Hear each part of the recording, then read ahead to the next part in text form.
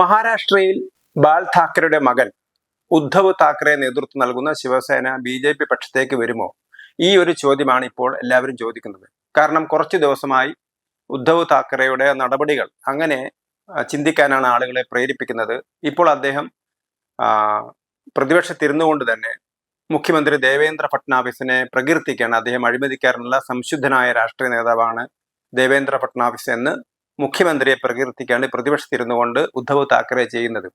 ഒരു ഭാഗത്ത് BJPയുടെ കൂടെയുള്ള ശിവസേന, ഉപമുഖ്യമന്ത്രി ഏകനാഥ് ഷിൻഡെയുടെ നേതൃത്വത്തിലുള്ള ശിവസേന, അവരിടയ്ക്കിടയ്ക്ക് ചില സമ്മർദ്ദ തന്ത്രങ്ങൾ BJPക്ക് നേരെ ഉയർത്തുന്നുണ്ട്. BJPക്ക് ഏതാണ്ട് കേവല ഭൂരിപക്ഷമുണ്ട്, കേവല ഭൂരിപക്ഷത്തിനടുത്തുണ്ട്. ശിവസേനയുടെയും NCPയുടെയും സഹായം ഇല്ലാതെ തന്നെ BJPക്ക് മുന്നോട്ട് പോകാൻ കഴിയും.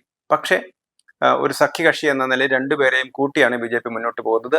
ആ സമയത്താണ് പ്രതിപക്ഷത്തിരിക്കുന്ന ശിവസേന, ഉദ്ധവ് ശിവസേന, ബാൽ താക്കറയുടെ മകന്റെ ശിവസേന, അവർ BJPയെ അനുനയിപ്പിക്കാൻ വേണ്ടി വരുന്നത് എന്നുള്ളതാണ് രസകരമായ ഒരു കാര്യം. അതോടൊപ്പം തന്നെ രണ്ട് NCP, ഒന്ന് ശരത് പവാറിന്റെ NCPയും ശരത് പവാറിന്റെ മരുമകൻ അജിത് പവാറിന്റെ NCPയും. അതിൽ അജിത് പവാറിന്റെ NCPയാണ് BJPയുടെ കൂടെയുള്ളത്. ശരത് പവാറിന്റെ NCP പ്രതിപക്ഷത്താണ്. ശരത് പവാറിന്റെ NCPയുടെ സംസ്ഥാന പ്രസിഡന്റ് തന്നെ BJP ഭരണത്തെ പ്രകീർത്തിക്കുന്ന ഒരു സ്ഥിതിവിശേഷമാണ് ഇപ്പോൾ കാണാൻ കഴിയുന്നത്. അതിനർത്ഥം കോൺഗ്രസ് ഒഴികെയുള്ള പ്രതിപക്ഷത്തെ പാർട്ടികൾ, അത് NCP ആയാലും ശിവസേനയായാലും, BJPയെ പ്രകീർത്തിക്കുന്ന ഒരു നിലവാരത്തിലേക്ക് എത്തിയിരിക്കുന്നു. കഴിഞ്ഞ നിയമസഭാ തെരഞ്ഞെടുപ്പിൽ ഗംഭീര വിജയമാണ് BJP ശിവസേന NCP സഖ്യത്തിന് നേടാൻ കഴിഞ്ഞത്.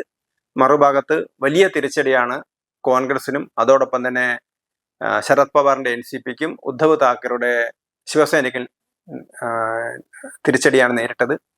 എന്നാൽ തൊട്ടു മുമ്പ് നടന്ന ലോക്സഭാ തെരഞ്ഞെടുപ്പിൽ നേരിയ മുൻതൂക്കം, 48 ലോക്സഭാ സീറ്റിൽ 30 സീറ്റ് നേടാൻ പ്രതിപക്ഷത്തിന് കഴിഞ്ഞിരുന്നു. പക്ഷെ അവർക്ക് ആ ഒരു മേധാവിത്വം അടുത്ത തെരഞ്ഞെടുപ്പിൽ, നിയമസഭാ തെരഞ്ഞെടുപ്പിൽ നേടാൻ കഴിഞ്ഞില്ല. അതുകൊണ്ട് തന്നെ BJP അധികാരത്തിലേക്ക് തിരിച്ചു വന്നിരിക്കുന്നു. അപ്പൊ ഈ സമയത്ത് സഖ്യകക്ഷികളായിട്ടുള്ള, അതായത് കോൺഗ്രസിന്റെ സഖ്യകക്ഷികളായിട്ടുള്ള ശിവസേനയും NCPയും അവർ തിരിച്ച് BJPയിലേക്ക് പോകുമോ എന്നുള്ളൊരു സൂചനയാണ് ഇപ്പോൾ മഹാരാഷ്ട്രയിൽ നിന്ന് ലഭിക്കുന്നത്.